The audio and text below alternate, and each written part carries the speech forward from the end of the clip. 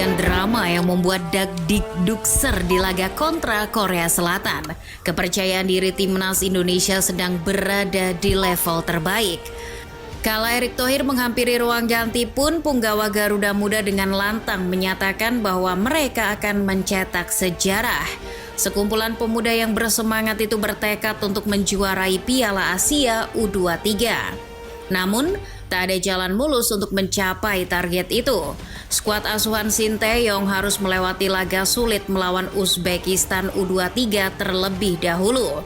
Tim yang satu ini merupakan finalis di edisi sebelumnya. Tak heran apabila Uzbekistan merupakan kandidat juara Piala Asia U23 tahun ini. Terlihat mengerikan, tapi Indonesia tak gentar. Indonesia diperkirakan bakal terus memberikan perlawanan hingga titik darah penghabisan. Lantas, mampukah paruh dan cakar burung Garuda mencabik-cabik serigala putih? Sebelum kita sajikan alasannya, kalian bisa subscribe dan nyalakan lonceng agar tak ketinggalan konten menarik dari Starting Eleven. Menariknya, Indonesia U23 dan Uzbekistan U23 jarang bertemu di kompetisi resmi. Menurut sejarahnya, Indonesia dan Uzbekistan baru bertemu sebanyak 6 kali di semua jenjang umur. Sialnya, skuad Garuda ternyata belum pernah meraih kemenangan jika menghadapi White Wolves. Sementara di kelompok umur di bawah 23 tahun, mereka baru bertemu sekali. Laga tersebut tersaji di Asian Games 2022. Kala itu Indonesia menghadapi Uzbekistan di babak 16 besar. Timnas Indonesia yang kala itu dipasrahkan kepada Indra Syafri pun takluk dengan skor 2-0. Kekalahan ini sangat menyakitkan mengingat Indonesia sebetulnya bermain cukup baik. Selama 90 menit penuh, skuad Garuda Muda sebenarnya mampu menahan imbang Uzbekistan. Namun Indonesia kecolongan di babak tambahan waktu. Uzbekistan pun mengakhiri turnamen ini dengan status juara ketiga. Nah, pertemuan kali ini kondisinya beda. Yang menangani timnas Indonesia U23 bukan lagi Coach Indra, melainkan STY. Pelatih berpaspor Korea Selatan itu memiliki track record apik kala menghadapi Uzbek. Pada tahun 2016, Coach Shin pernah mengalahkan Uzbekistan dengan skor 2-1 kala masih menukangi timnas Korea U23. Sebelum akhirnya dipertemukan di laga semifinal, baik Indonesia maupun Uzbekistan telah melewati perjalanan yang menarik.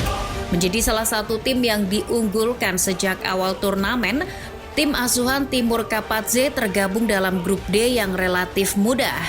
Menghadapi Malaysia, Vietnam, dan Kuwait, Uzbekistan sangat superior. White Wolves bahkan berhasil menyapu bersih 3 laga penyisihan grup dengan kemenangan. Uzbekistan selalu unggul telak dari lawan-lawannya. Vladimir Nazarov dan kolega bahkan menghujani gawang Kuwait dengan 5 gol tanpa balas.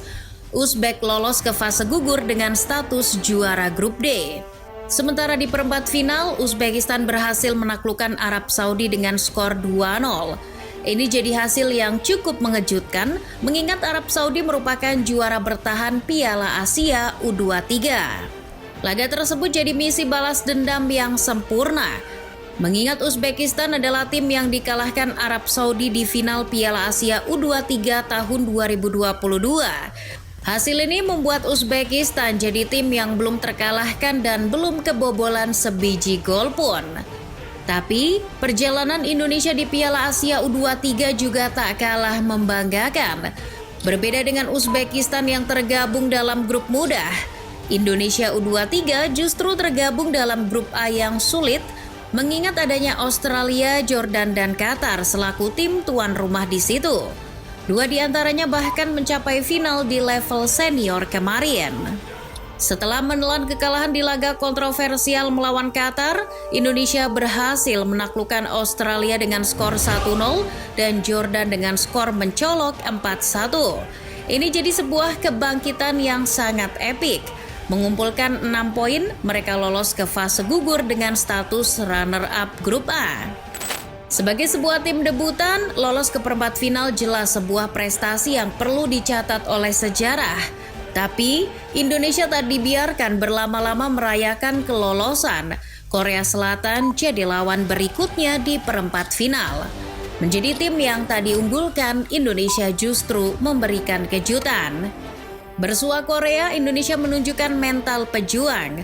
Marcelino Ferdinand CS bahkan sempat unggul 2-1 di babak pertama. Meski akhirnya ditahan imbang 2-2, Garuda Muda mampu mengunci kemenangan di babak adu penalti.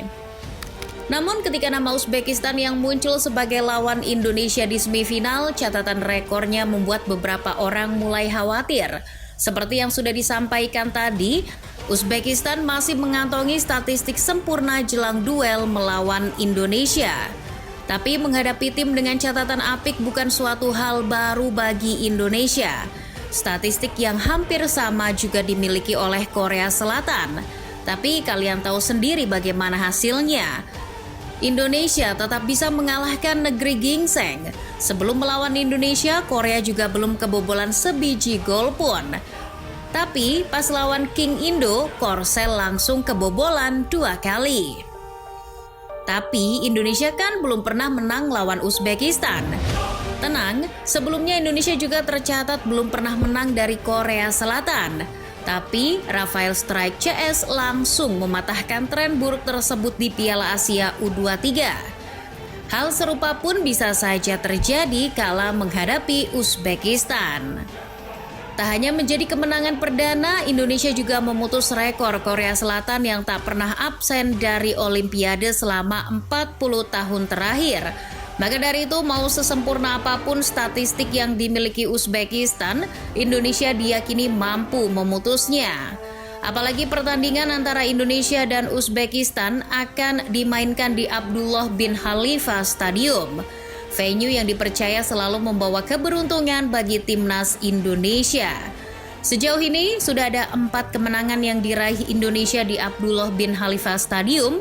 Rangkaian hasil positif itu berawal dari Piala Asia Senior kemarin. Saat itu timnas Indonesia mampu menang 1-0 atas Vietnam. Tiket ke-16 besar Piala Asia 2023 pun berhasil diamankan berkat kemenangan itu. Sementara di Piala Asia U23, timnas Indonesia U23 3 kali berlaga di stadion yang menjadi kandang Al Duhail itu. Hebatnya, ketiganya berbuah kemenangan, yakni saat menghadapi Australia, Jordan, dan Korea Selatan.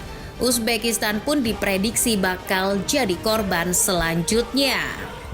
Apapun hasilnya nanti, Indonesia masih akan memainkan 1 pertandingan lagi.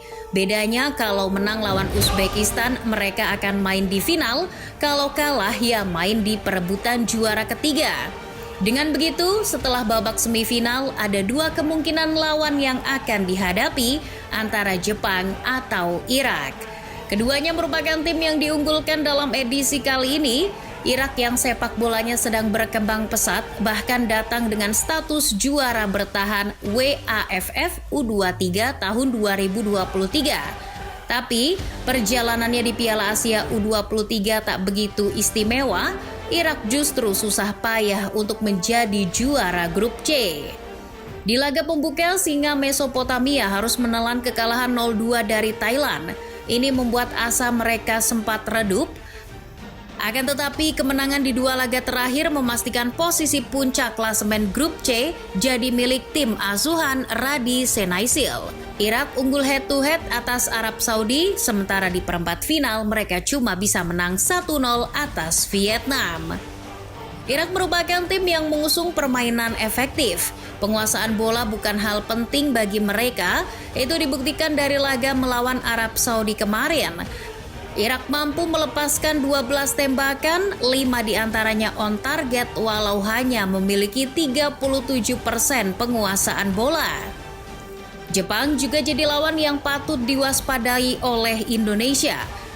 Meski tak menjadi yang terbaik di grup B, negeri Sakura tetaplah wajah sepak bola Asia. Wajah yang begitu tegas dan bermata tajam sehingga dapat menimbulkan rasa takut saat lawan mendengar namanya. Dari segi permainan, Jepang lebih berani mengambil inisiatif untuk menyerang lebih dulu. Seperti saat memulangkan tim tuan rumah di perempat final, The Blue Samurai mampu unggul cepat di menit kedua. Jepang menguasai jalannya pertandingan dengan mencatatkan 73% penguasaan bola dan 667 operan. Itu menandakan bahwa Jepang selalu mengurung pertahanan Qatar. Jepang maupun Irak pasti akan jadi lawan yang merepotkan. Mari kita tunggu siapapun lawan Indonesia nanti.